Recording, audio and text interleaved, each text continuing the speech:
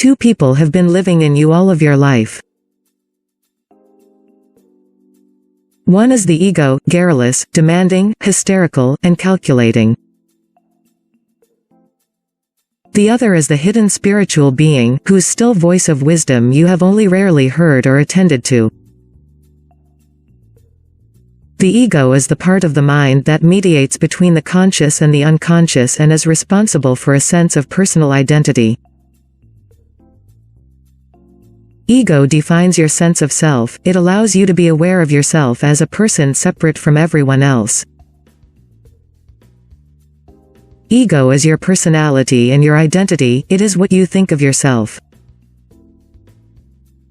Your ego is running on programs. Programs from your subconscious mind. Most of these programs are created in your childhood. Limiting thoughts are the result of these ego programs, and every time you believe these limiting thoughts, you reinforce these programs. Everything is energy, so thoughts are energy. It is up to you what you think about all day long.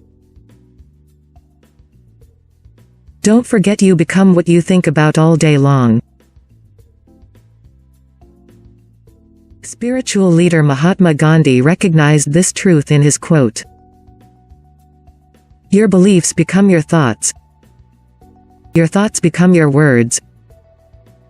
Your words become your actions. Your actions become your habits. Your habits become your values. Your values become your destiny." But let's stick to the ego.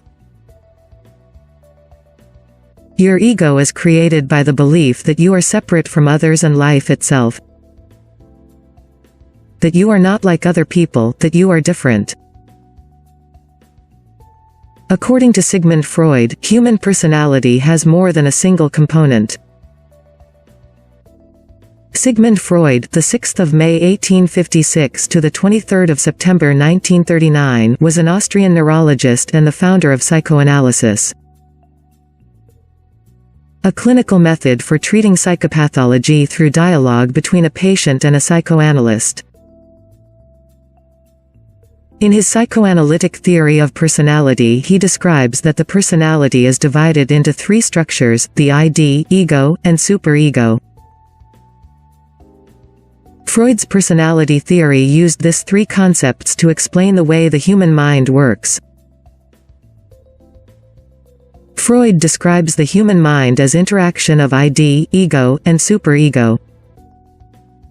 The ego, and to some extent the superego, is conscious or on the surface. The ID remains unconscious. Together they make up the personality.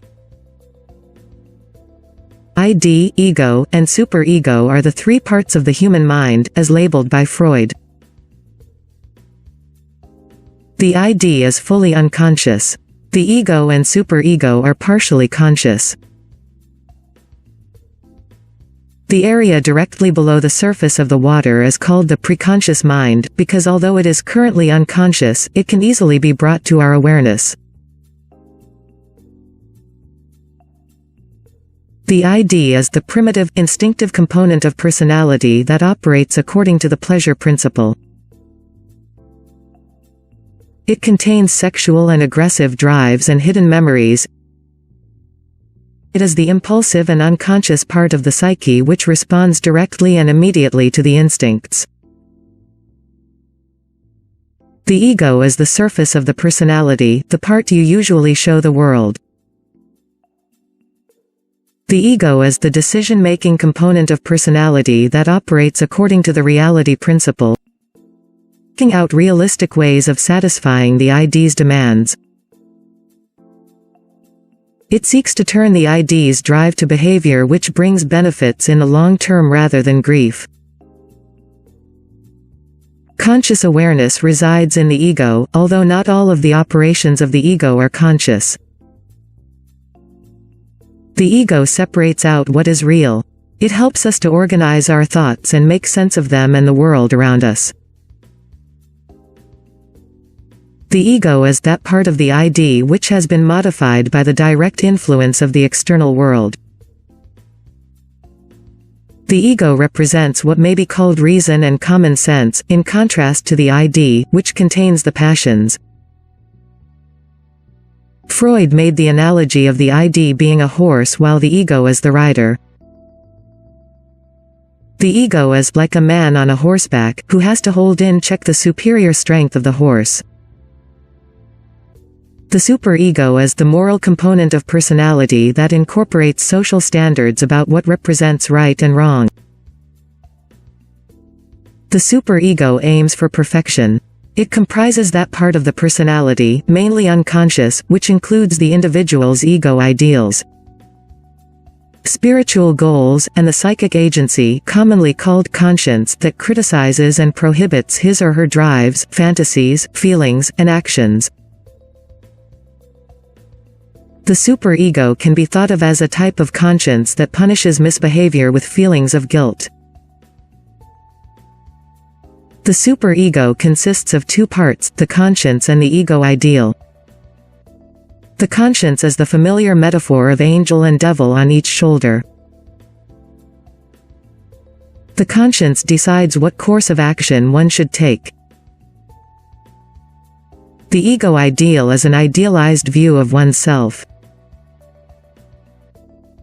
Comparisons are made between the ego ideal and one's actual behavior. Both parts of the superego develop through experience with others or via social interactions. According to Freud, a strong superego serves to inhibit the biological instincts of the ID, while a weak superego gives in to the ID's urgings. Further, the levels of guilt in the two cases will be high and low, respectively. So the question now is ego good, or are we better off without the ego? The answer is, yes, you are better off without an ego. The ego is an illusion, and therefore it is not really you. The ego is very often the false self-image that we represent, and we get trapped into living our lives in a negative way. The ego is the total of all our fears, worries, and negative thoughts. Ego keeps you away from who you really are. You are consciousness, universal consciousness. The first thing you have to do when you want to let go of your ego, is to accept that you are not your ego mind, that you are not your thoughts. The higher the energy of consciousness, the lower the ego energy becomes. Consciousness free of ego energy flowing through the body becomes pure soul energy, reaching a state of bliss, and you become limitless.